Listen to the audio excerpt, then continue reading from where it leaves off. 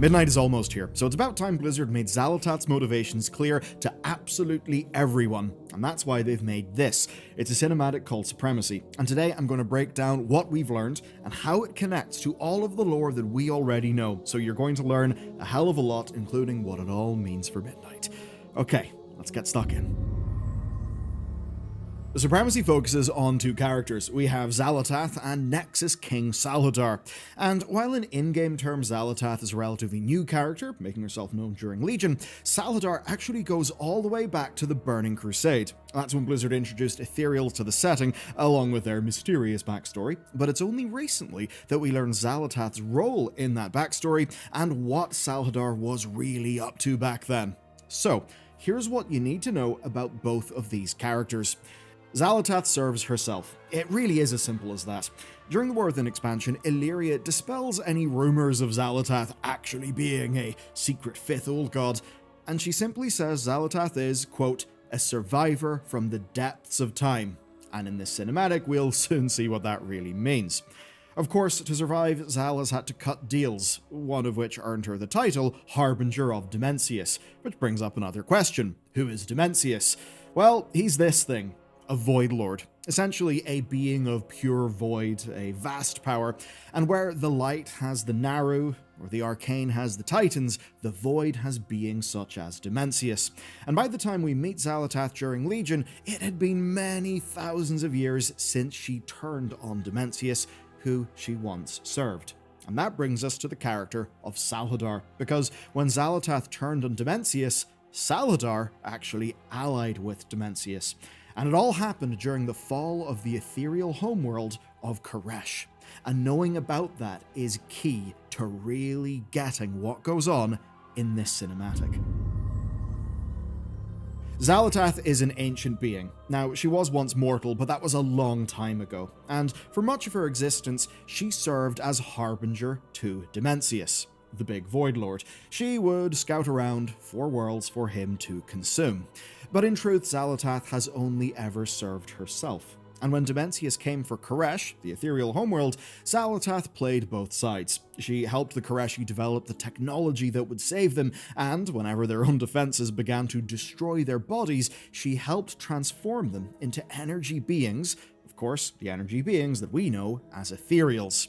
This was not done out of kindness, of course. Rather, the technology that they used to survive was her ticket out of Dimensius' service. Salhadar was actually High Priest of the Koreshi back then, and he opposed Xal'atath. And when the whole crisis hit, he had secretly turned on his people, he seized power, and he declared himself as High King. Now, he did not succeed in saving Dimensius, but whenever he lowered the Ethereal's barriers, he forced a desperate gamble. Basically, destroy Koresh itself to take Dimensius with it. Of course, with Xal'atath transforming the Ethereals into energy beings, they were no longer bound to their world of Koresh. They could go elsewhere, and that meant that Koresh could be sacrificed in this final gambit to destroy Dimensius. The plan almost worked, but not quite. Let's just say they fired things off too early, and ultimately Dimensius was not destroyed. Rather, Dimensius was shattered, and those pieces were scattered throughout the cosmos. So for Xal'atath, while she had gained her freedom, she did not gain ultimate victory over her once boss, Dimensius. Salhadar went on to form a group called the Ethereum, and they ostensibly were hunting down whatever bits of Dimensius survived. They were fighting fire with fire, trying to kill void with void. That's why, in the Burning Crusade, they were our enemies. But in secret, that's not what they were doing. What they were actually doing was gathering the fragments of Dimensius, all so they could one day reform him. And that's why we end up meeting them in the Burning Crusade. Now, there would be many run-ins with that group of Ethereals over the years, but for our purposes, we'll now fast forward to patch 11.2. That's the final major patch of the War Within. And since the fall of Koresh, Xal'atath has schemed her way across Azeroth over so many thousands of years. Of course, we meet her in Legion, she gets her body in battle for Azeroth, and eventually, in Dragonflight, she gets the Darkheart, and she starts collecting all of this energy into it. And by the end of the War Within's initial campaign, it all looks great for her. until Illyria Windrunner cracks the Darkheart. Xal'atath needs to get it fixed, so she goes to the people who initially built it, the goblins, only for a servant of Salhadar to snatch the Darkheart from under her nose.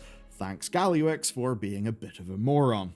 Those ethereals then used its stored power to reform Dimensius.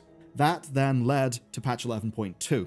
It forced a temporary alliance between us and Xal'atath that saw us store Manaforge Omega, defeat Salhadar, and end Dimensius, whose power Xal'atath added to the Darkheart. And by the end of the patch, she really does possess all that she needs. And as her forces mop up the remnants of Dimensius's, they come upon Salhadar.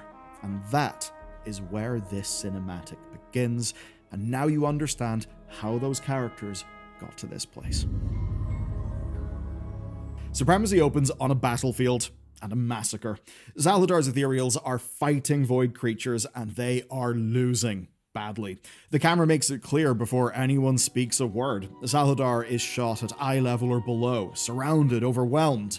And then the demand comes. Xal'atath is supreme, join us. He refuses. His forces retreat. He says, I don't want to do another bargain with another person. Obviously, for such a long time, his lot had been bound to Dimensius. But in reality, it's all over before it begins, because this is not a negotiation between equals. Xal'atath then approaches this defeated man, and her opening pitch tells you exactly the type of manipulator that she is. Quote, for eons, you and your people have been slaves, fed scraps, but I offer you freedom beyond imagining. And here, she's not necessarily threatening him. What she's doing is she's framing herself as his liberator. The Void Lord he served is gone. The Ethereum failed. And she's offering him a story where he's not a traitor who backs the wrong side. One where he is a victim who was never given a real choice until now. Salhadar pushes back, saying, empty promises, what do you know of our suffering? And that's where we see something that is new. Xal'atath dismisses the mythology that's been built up around her. She says, they say I am the harbinger of the void, that I am the blade of the Black Empire that was, referencing her time where it was thought she was in the service of the old gods, such as N'Zoth. But then she says, I'll tell you the truth, no living being has heard. The camera pushes into an extreme close-up on her face, and then the flashback begins. And here Blizzard make a very deliberate choice about how they show her, because her mortal form is a child, wide-eyed, terrified, engulfed by void tendrils that dwarf her, tears streaming across her face. And then the transformation, skin cracking to pale stone, eyes flooding with purple, mouth open mid-scream, reaching out, and essentially, it is transformation as violation. There is no power fantasy in what's happening to her. It is just a child being consumed by something that she can't resist, and in all likelihood, that she barely understands. She says, I lost my world just like you. I drowned in hatred and vengeance just like you. She's drawing a parallel between her suffering and Salhadar's. Of course, what she doesn't say? Well, she was his harbinger.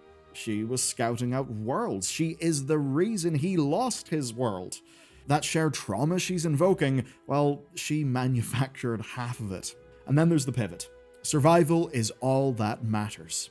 This is not some grand philosophy. This isn't some jailer-like, I have to set the cosmos right. It's not some big wisdom, it's just her operating principle. It's simply what she's had to do to continue existing. And it's the same principle that drove her to initially ally with Dimensius, and then to turn on Dimensius, to arm the Koreshi, and eventually to burn every alliance that she has made. So she's not really sharing a lesson learned, she's making a recruitment pitch. That it's just about survival, and with me, you can survive. She says, you are void now. You may flee, but only I offer a true path forward. Survival and more is at my side, and you can lead them all. You'll see, it's not her saying, serve me. It's her saying, lead them. She's offering him exactly what he took for himself on Koresh. Power, title, command. She is handing the man who declared himself High King another crown. And of course he takes it. But the visual language tells you everything about the cost of his acceptance. We see one cut where Salhadar goes from battered and diminished into full void-infused regalia, armored and armed, stepping through a portal. It's a Faustian contract rendered in one gorgeous edit.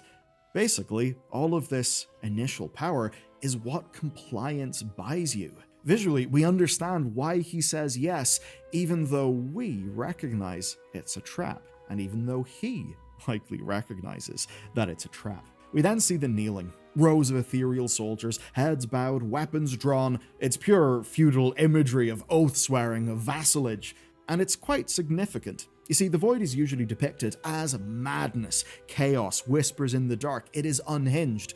But what we see is that Xal'atath's drive for survival is turning Void into empire, into hierarchy. She's essentially using survival of the fittest and raw power to beat a hierarchy into something that is naturally chaotic and disorganized. That's perhaps what makes her different from, say, some of the old gods. But then we get the final shot. Xal'atath floats above a vast army, void creatures towering behind her, ethereals kneeling below, Salhadar at the center looking up. We see the dark eclipse in a burning orange sky, and that is actually quite significant. The whole cinematic has been running on a color tension, purple void energy against an orange sky. But that orange isn't the pure golden light that most of Warcraft's heroes channel. What we see is that when the light, even something like a sunset, is near or in and around Xal'atath, it appears darker, fierier. And if you've seen Varys' visions in patch 11.2.7, you'll see that angry, consuming light devouring the people she loves. You'll recognize the color. So this is the zealous light, the extreme light, which is something Midnight is actively setting up as its own kind of threat. And in this we see Xal'atath floating at the center of both, the void that she wields and the light that we will wield, perhaps inadvertently, against ourselves, all of which will fuel her plan. And if that seems weird, do remember that as a dagger during Legion, she once whispered to us, calling the Naru, quote, long-lost brethren. And with that in mind, the final frame is more than just a pretty visual. It's showing that she's not here to defeat the light and to eliminate it. It's more showing she's here to consume absolutely all of it, and that even the light will be bent towards her ends. And then she ends on, now midnight shall fall. And with that, our cinematic ends. So you might be wondering, okay, what does this mean for Midnight? And what's going to happen next? Okay, how do we get from this cinematic to the Midnight expansion? It's actually fairly simple. At the end of patch 11.2.7, we see Xal'atath finally use the energies held within the Darkheart, unleashing the Void Storm, which is the huge stormy portal that she'll soon open over Silvermoon City. And that's what kicks off the Midnight expansion. It's what you saw in the big cinematic. And of course, being a portal, it has another side. That other side is called Voidscar. It's this fallen world that is going to serve as Xal'atath's base of operations. Now, in that cinematic at the end of 11.2.7, we see that Illyria Windrunner is trapped, it would appear anyway, on that world. And within that world, and the zone that we'll visit, there is this, the Void Spire. And the Void Spire is where we will find Salhadar in Midnight. And it's where we'll see what will become of him. Because maybe this deal that he's made won't go that well. I mean, if you look at all the characters that Xal has cut deals with, be it when she was a dagger, say with the likes of Natalie Celine, or a lot more recently with all the people she manipulated through the War Within, well, yeah, it's probably not going to end well for Salhadar. But if you think that we'll go to the Void Spire, kill Xal'atath, and be done, you would certainly be wrong. That's because Void Spire is not the final raid of Midnight's first tier. The final raid is the March on Kel'Danas. What happens after that? Well, we do not know. But now, you do know about Xal'atath. You know a lot more about her lore from this video, and you've seen the thing that drives her character at its core, with survival, and the pretty damn gnarly visual of why. I've got to say, Blizzard's art team absolutely knocked it out of the park with the cinematic. It was fantastic. And if you want to see the War Within's final campaign, which is the one leading directly into midnight and directly into this very video, or at least the cinematic this video covers, then watch this video next, because that video will tell you the whole story.